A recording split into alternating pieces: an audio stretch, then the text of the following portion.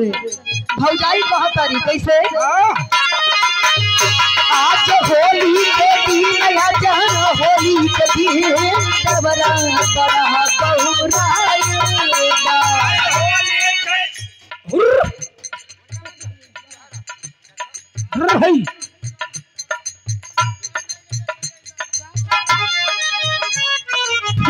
और हमारे harmonium master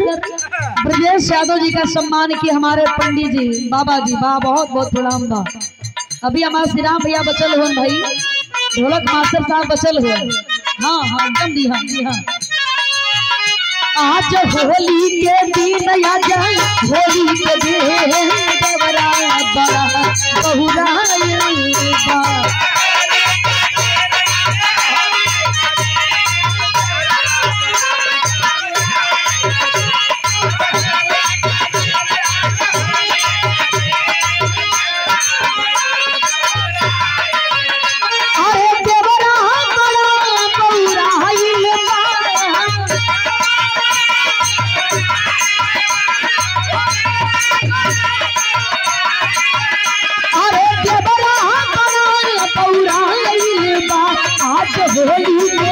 Holi के दिन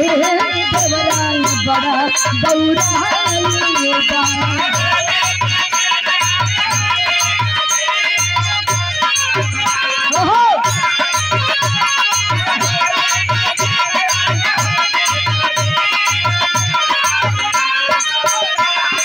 मंच पर मंचासीन आदरणीय बाबूजी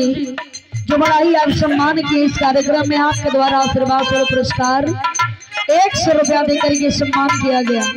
बहुत बहुत मैं प्रणाम करती हूँ सम्मान करती हूँ बहुत बहुत धन्यवाद। एक बात और भौजाई कहे का लागता देवराई पियले दारू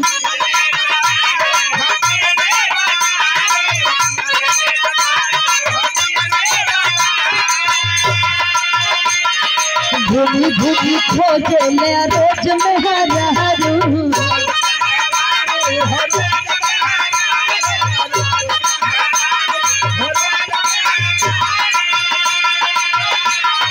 लागता देवरा पियले दारू घूमी घूमी खोजे ले रोज मेहरारू और भौजाई अझुराइल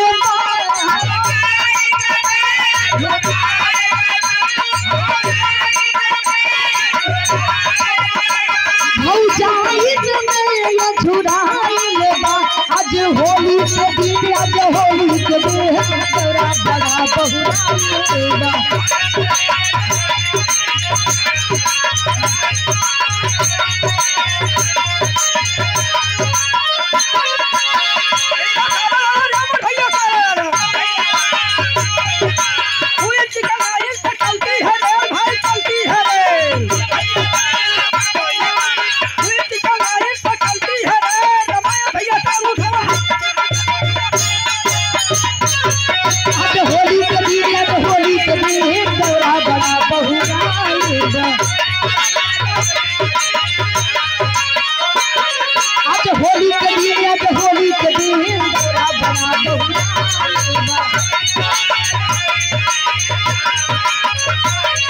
अरे कहे भौजी हम गोरा में आवा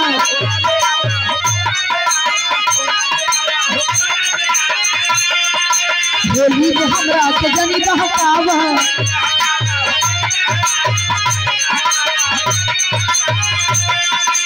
कहे भौजी हम गोरा में आवा होली में हमरा के जनी बहकावा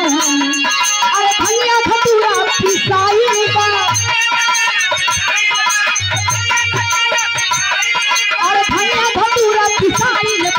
होली के दिन आज होली के दिन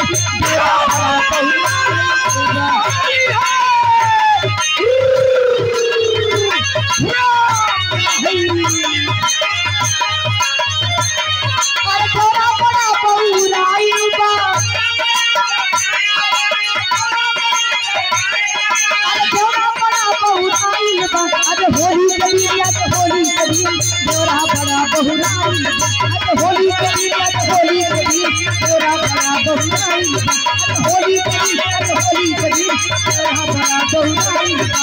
होली के दिन देवरा बना बहुराई बहुत